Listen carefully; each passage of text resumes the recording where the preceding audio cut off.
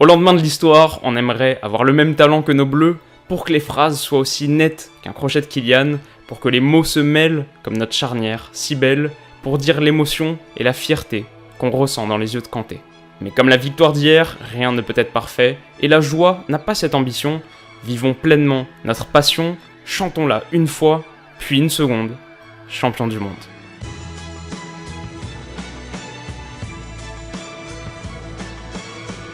Yo les amis, j'espère que vous allez tous très bien. Pour l'éternité, un bonheur éternel, 2 étoiles dans les yeux, sur le toit du monde, tout a été dit, ou presque, mais on s'en lasse toujours pas, la France est championne du monde, et une chose est sûre, c'est qu'on le réalise pas encore vraiment. Parce que c'est le propre de ce moment, le 15 juillet au soir, le 16 juillet aujourd'hui, si fou, le 17 juillet de demain, ce sont des jours qui sont encore couverts de parures dorées, où on n'arrive pas bien à discerner les contours du réel. C'est l'émotion, c'est la fatigue un peu, on sent qu'on vit l'histoire, mais on n'a peut-être pas assez de recul pour le savoir, alors je vous demanderai un peu d'indulgence dans cette analyse, on n'est pas toujours très pertinent quand on est content, mais j'ai tout de même quelque chose à vous partager, mes 5 enseignements. Et le premier, c'est que l'équipe de France a peut-être livré hier soir le pire match de sa Coupe du Monde, en tout cas depuis le début des phases à élimination directe, en tout cas la pire première mi-temps, et c'était un vrai miracle de mener au score à la pause. On a senti des bleus sonnés par l'enjeu, qui hésitaient à se livrer, qui reculaient beaucoup trop sur les séquences croates, qui eux semblaient avoir bien mieux pris la mesure de la rencontre. Le trio Modric, Rakitic, Brozovic nous a fait très mal, c'était d'ailleurs la première fois qu'on affrontait un milieu de terrain aussi technique, ce qui a rendu la récupération très difficile, et même une fois ce premier effort consenti, les rampes de lancement françaises ont été très bien contenues, à l'image de Kanté qui a réalisé un mauvais match, c'est des mots qui sonnent bizarres, mais il a été très passif défensivement et incapable de relancer et de ressortir les ballons proprement. Et ça a donné lieu à une dynamique qui ressemblait grosso modo à ça. Les Croates avancent face à une défense hésitante qui concède du terrain. Modric ou Rakitic trouvent des options de passe dangereuses. Pavard est souvent pris par les appels ou dribbles de Perisic. Heureusement, Umtiti et Varane qui ont été impériaux résistent. Mais Kanté, Pogba ou Matuidi n'arrivent pas à trouver de passe de sortie. D'ailleurs, Mbappé a dû toucher un nombre de ballons famélique en deuxième mi-temps. Mais donc le milieu n'arrive pas à se relancer et conserve une perte de balle ou doit même dégager. Les Croates relancent une offensive, etc. Le bilan des courses, c'est que la France, grâce à une réussite insolente, rentre au vestiaire en menant 2-1 alors qu'elle n'a frappé qu'une seule fois au but, un tir, qui est le penalty accordé via VAR, l'ouverture du score étant elle consécutive à un contre son camp de Mandzukic suite à un coup franc très généreux accordé à Griezmann. C'est pas glorieux, c'est même franchement inquiétant, le seul motif d'espoir, c'était le tableau d'affichage et le fait qu'on pouvait que jouer mieux en deuxième mi-temps.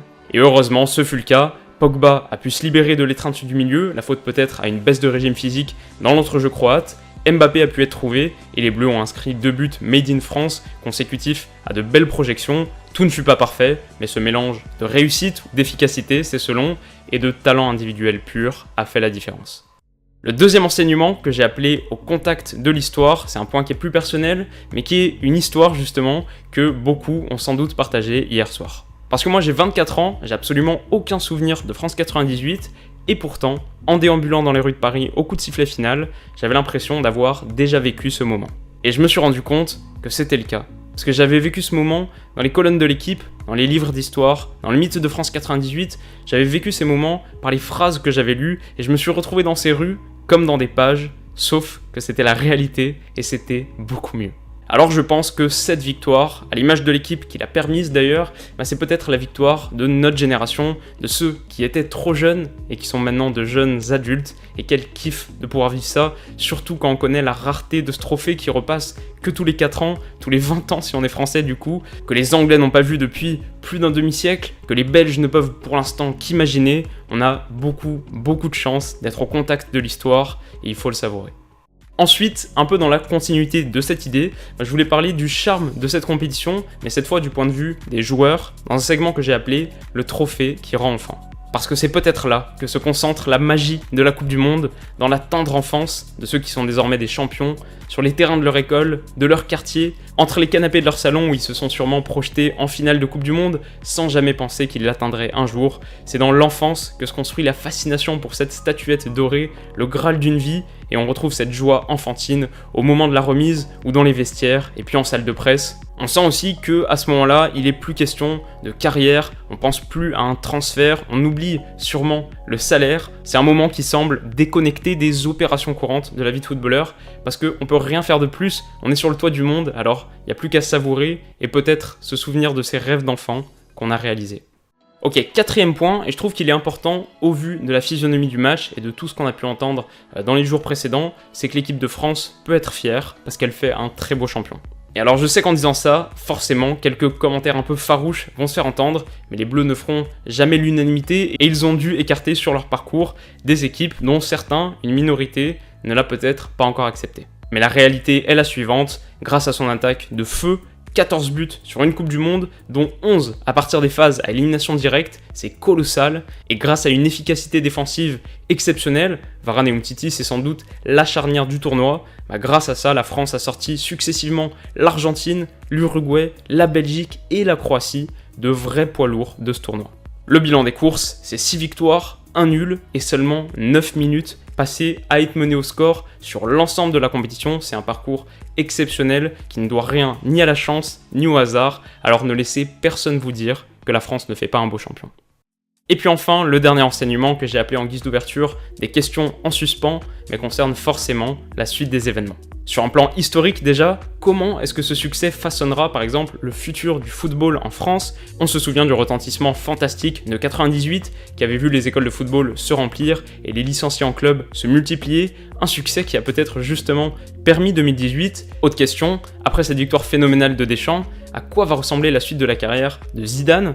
On l'attendait sur le banc de l'équipe de France rapidement, il va peut-être se tourner vers un nouveau club. Qui va remporter le Ballon d'Or ? Parce qu'aujourd'hui, Modric, Griezmann, ou peut-être même Mbappé, semblent avoir pris une longueur d'avance sur Ronaldo et Messi. Est-ce que le début de saison prochaine peut faire pencher la balance ? Comment se dérouleront les premiers pas de Cristiano à la Juve ? La Coupe du Monde est terminée, la saison prochaine est désormais si proche, et on a hâte d'y être. Ok, on passe à mon top 3, et en premier lieu, j'ai voulu distinguer Varane, le roi de la défense française, meilleur central du tournoi, plus beau palmarès de l'année 2018 et l'un des plus reluisants du football mondial. À l'âge de 25 ans, son étagère à trophées compte donc une Coupe du Monde, 4 Ligues des Champions, 2 Ligas, 3 Super Coupes d'Europe, 2 Super Coupes d'Espagne et 3 Coupes du Monde des clubs. Un Français dans la côte est au plus haut, tout comme celle de Griezmann, qui a été parfois, au cours du mois, éclipsée par la météorite Mbappé, mais qui a livré hier un match plein et décisif, en provoquant l'ouverture du score, en ne tremblant pas sur penalty, en remisant pour Pogba lors du 3-1. Il a été élu homme du match et se positionne peut-être comme le favori pour le prochain Ballon d'Or. Enfin, on aurait pu parler de Hernandez, solide et auteur d'une percée remarquable sur le 4e but français, et surtout de Pogba. Sa deuxième mi-temps est remarquable, à l'image d'une Coupe du Monde qu'il a survolée en faisant taire les critiques. Mais on est obligé de tirer un grand coup de chapeau à Didier Deschamps. Alors il serait peut-être pas un entraîneur exceptionnel, mais il est désormais un sélectionneur légendaire, un des hommes majeurs de l'histoire de son sport qui rejoint Zagallo et Beckenbauer dans le club des trois, les trois à avoir gagné la Coupe du Monde des deux côtés du banc. Un grand bravo et un grand merci. On passe au flop, et alors là on est obligé de distinguer Kanté. Handicapé par son carton jaune en début de match et sorti à la 55e, il a réalisé un de ses pires matchs sous la tunique bleue, heureusement sans conséquence. Ensuite Giroud, qui a pesé sur la défense mais sans efficacité réelle et qui boucle donc son tournoi sans avoir cadré le moindre tir.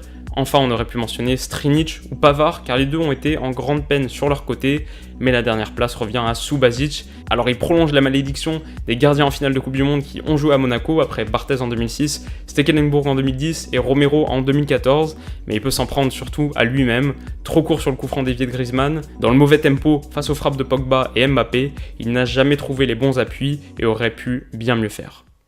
Voilà les amis, c'est la fin de cette analyse et par la même occasion donc c'est la fin de la Coupe du Monde sur les terrains et sur la chaîne. Alors je voulais vous remercier de votre soutien fantastique, que ce soit pendant les semaines qui ont précédé la Coupe du Monde, avec les épisodes d'OCDM où vous avez été géniaux en m'aidant, mais aussi en m'encourageant, que ce soit sur Twitter où vos réactions m'ont inspiré et où vous m'avez manifesté à quel point vous étiez impatient que l'analyse du lendemain sorte, ou que ce soit juste ici où on a vécu de sacrés moments. Enfin, il peut y avoir qu'un seul champion du monde, et pour un grand nombre d'entre nous, l'histoire n'aurait pas pu être plus belle, mais je pense aussi aux Marocains, aux Suisses, aux Tunisiens, aux Sénégalais, aux Espagnols, aux Portugais, aux Iraniens, puisque j'en ai vu quelques-uns, et évidemment aux Belges, félicitations pour votre Coupe du Monde, je suis ravi qu'on ait pu vivre ça ensemble. Et l'aventure, évidemment, est très loin de s'arrêter. On se retrouve d'ailleurs dès samedi pour le retour des vidéos quotidiennes et pour le lancement de ma nouvelle série que j'ai vraiment hâte de vous montrer. En attendant la deuxième nouvelle série et en attendant cette saison 2018-2019 qui s'annonce passionnante. Alors on se retrouve samedi, prenez soin de vous et profitez surtout bien des jours qui suivent. Bisous.